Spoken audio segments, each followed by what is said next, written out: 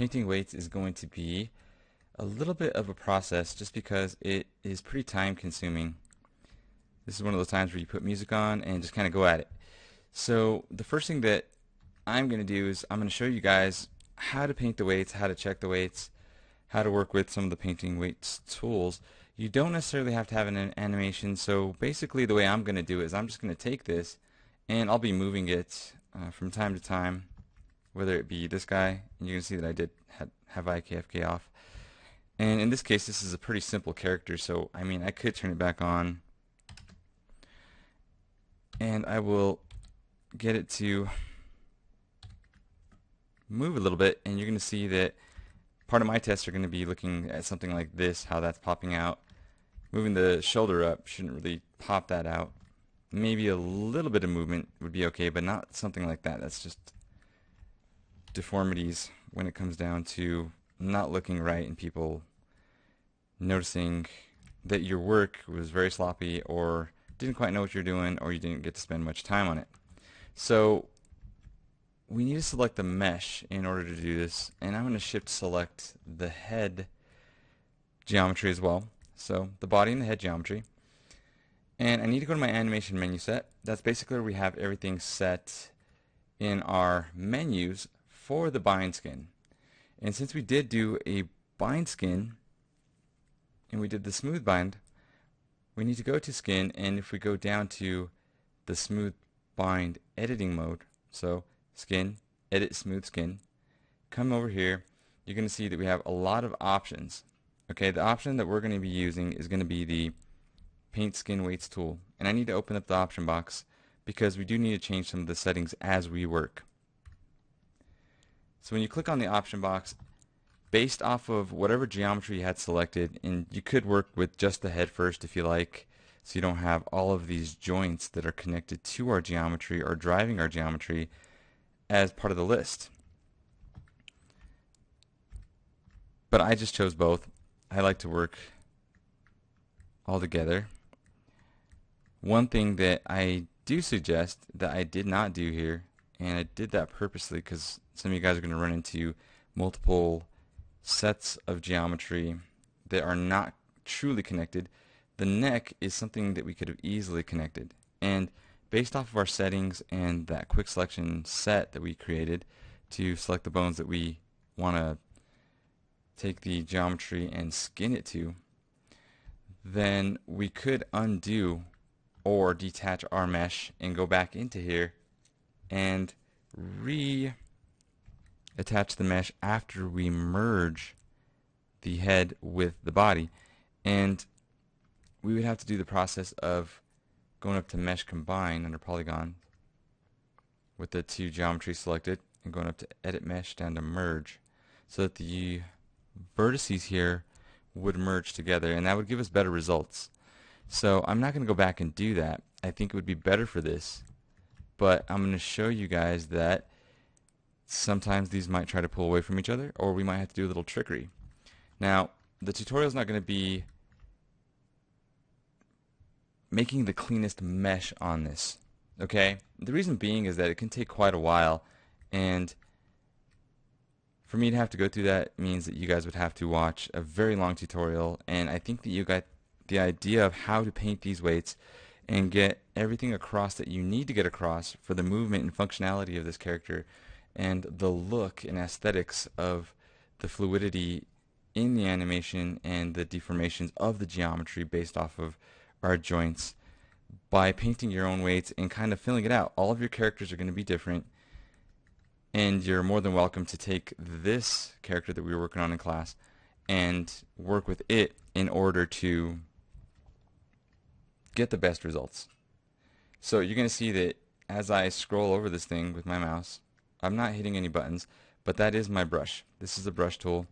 This is one of the tools that is similar to painting. If you guys have painted any of your textures on here, you can paint textures in Maya. So if you were painting yours, you are familiar with that. You might be familiar with this paintbrush if you were also painting on the canvas.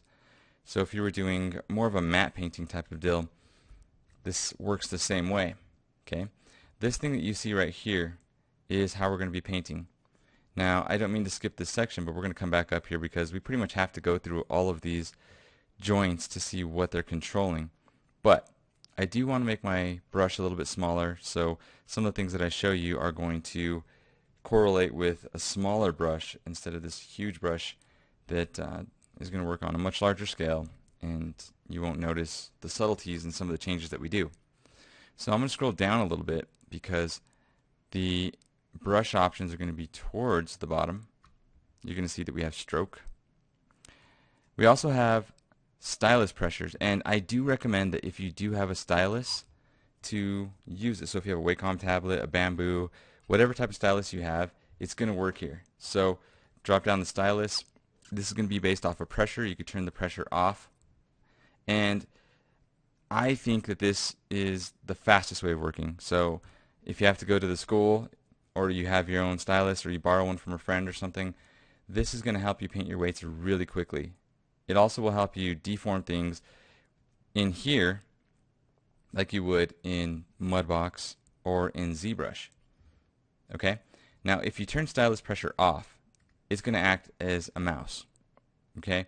When you are painting with it, then the pressure is off just like a mouse, and a mouse works from like 0 or 1. It doesn't have any pressure sensitive anything, so if you push on the left mouse button, it's 100% on. If you're not pushing on it, it's 100% off. So sometimes this is a very nice feature to use along with the Wacom tablets, or whatever stylus you're using, bamboo, whatever. And you can go into like a mouse mode and say, I need these sections right here to be completely off, so that they're not being followed by a certain joint, for instance. And you're going to see how that correlates as we paint. I like to keep this on and off in certain areas where I need it to be off. You're going to see that this goes based off of opacity, and the way that opacity works for us while painting weights is that opacity is going to be like a strength of the brush.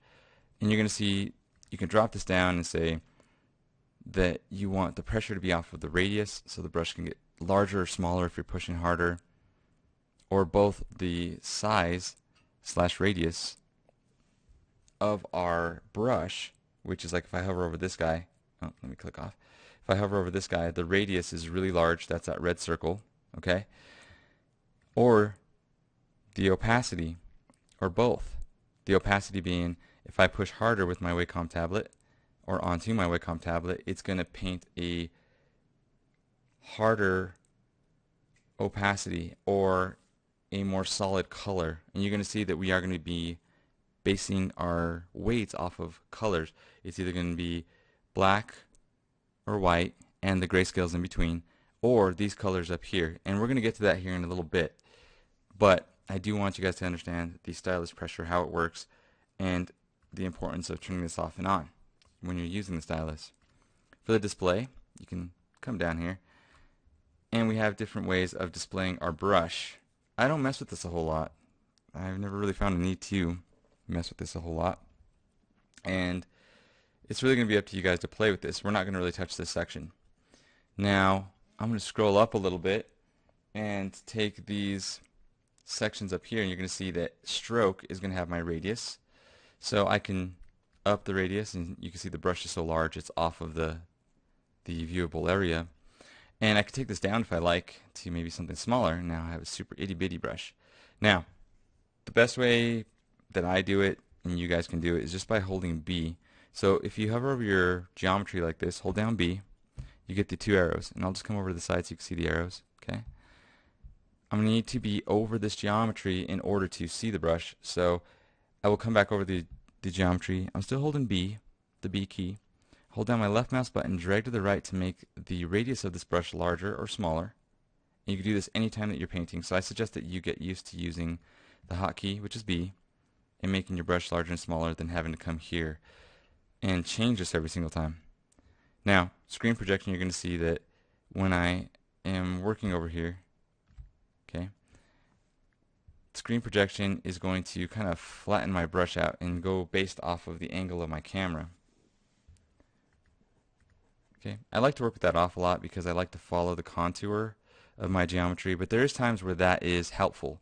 And you're going to see that when we're in this type of color ramp mode, that we're going to have to do these creative ways of painting and trying to get rid of some of the influence that are on some of these joints.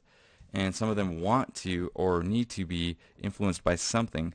So you might get these weird snaps to where the, and I'll just do a test here, watch. I'll show you guys by selecting a vertex and moving it. You might get something that works like that, and that just means that it may not have influence. So we may have painted away any weights or any influence that a joint had on that vertex, and it didn't know where to go, so it snapped here or down here to the grid.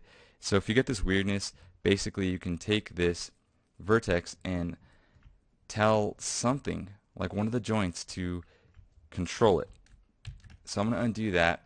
I just wanted to mention that because that happens quite often, and it's really a pain to have to work with.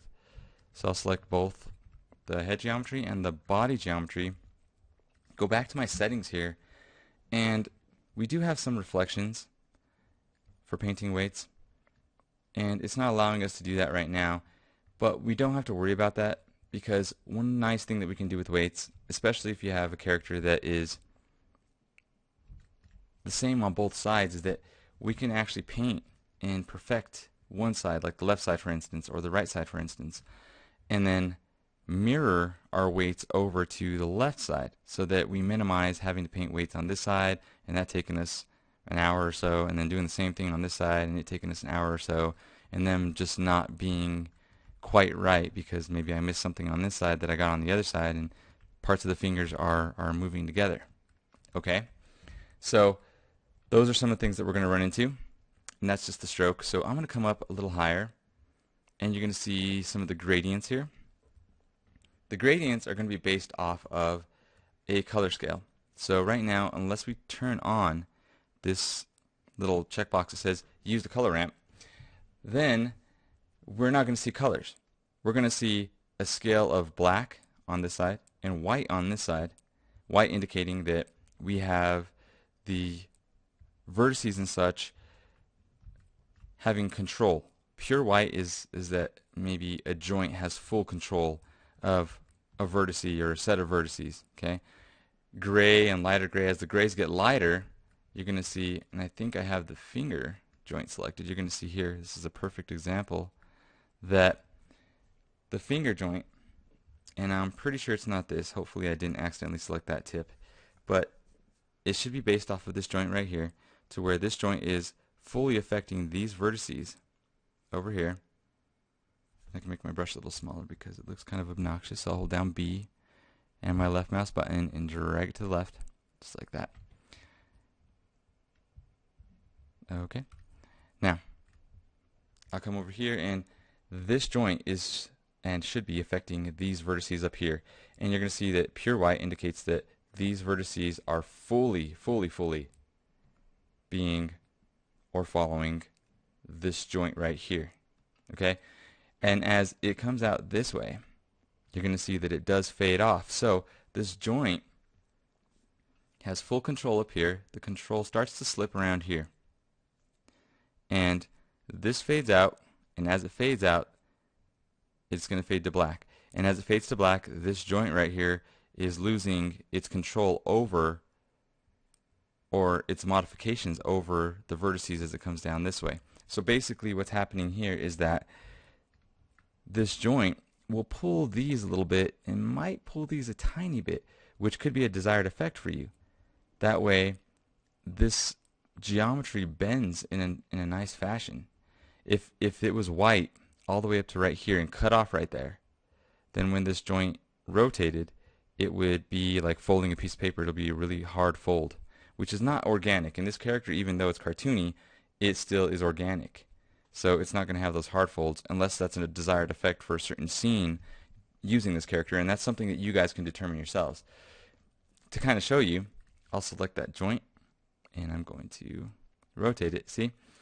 And right now what it's doing is it's not folding too hard.